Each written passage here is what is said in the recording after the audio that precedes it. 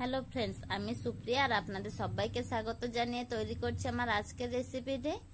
আজ তৈরি করছি আটার বিস্কিট। এটা সুপার টেস্টি, ক্রিস্পি ও ক্রাঞ্চি হয়ে থাকে আর হেলদি ভাবে তৈরি করব আটার বিস্কিটটা। সবার প্রথমে এখানে নিয়ে নিচ্ছি 2 কাপ আটা। মেজারিং এর জন্য যে কোনো কাপ বা বাটি ইউজ করতে পারেন। আমি এখানে 2 কাপ আটা নিয়েছি, আপনারা আটার পরিবর্তে কিন্তু ময়দাও ইউজ করতে পারেন। আর দিয়ে দিচ্ছি হাফ বাটি সুজি, আর দিয়ে দিচ্ছি এখানে চিনির গুঁড়ো, দিয়ে দিচ্ছি স্বাদ মতো লবণ। এবার একটু জিরের গুঁড়ো দিয়েছি, কালো জিরে দিয়েছি, আজওয়াইন দিয়েছি, আর একটু বেকিং সোডা, বেকিং পাউডার দিয়েছি। এটা একেবারে optional, baking soda, baking powder. আর একটু টেস্ট এনহান্সের জন্য দিয়ে দিয়েছি এখানে মিল্ক পাউডার, আর একটু লবণ দিয়ে ভালো করে মিশিয়ে নিচ্ছি।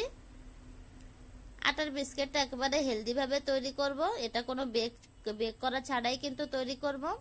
এখানে ময়নের জন্য দিয়ে দিয়েছি তেল, আপনারা এখানে চাইলে ঘিও দিতে পারেন।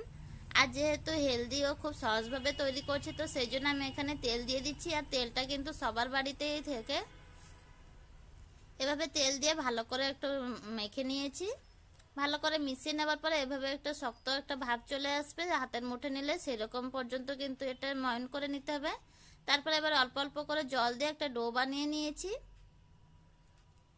আটার বিস্কিটটা আপনারা কিন্তু চা বসিয়ে দিয়েও তৈরি করে নিতে পারেন, খুব সহজেও খুব জলদি হয়ে যায়।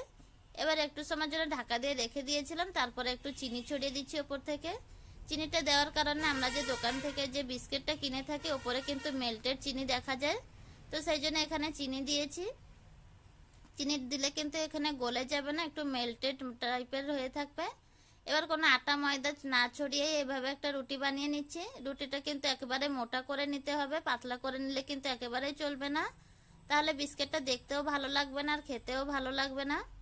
এভাবে নিয়ে নিচ্ছি, আর সাইড থেকে একটু ফেটেও যেতে পারে, তো কোনো অসুবিধা নেই, আমরা কিন্তু ছুরি দিয়ে পরে কেটে নেব। তো দেখুন এখানে ছুরি দিয়ে কেটে নিচ্ছি, আর এভাবে আমি চৌকো শেপে কেটে নেব। আমি এখানে একটা রুটি থেকে এভাবে 4 ভাগ করে নিয়েছি, আপনারা চাইলে কিন্তু গোল করেও কেটে নিতে পারেন। গোলভাবে করে নেবেন। গ্লাস বা কোনো একটা লিড, বড় একটা লিড থাকলে সেটা দিয়ে কিন্তু তৈরি করে নিতে পারেন। আর এভাবে ছুরির পেছন দিকটা দিয়ে ভালো একটা শেপ দিয়ে দিয়েছি। এবার একটা ছুরি দিয়ে কেটে কেটে দিয়েছি, আর ভালো একটা আটার বিস্কিটের তৈরি হয়ে গিয়েছে। সবকটা শেপ বানিয়ে নিয়েছি। এবার নিয়ে নেব তেলে ভাজার জন্য। তো দেখতে পেলেন খুব সহজে কিন্তু আমি এই বিস্কিটগুলো তৈরি করে নিয়েছি।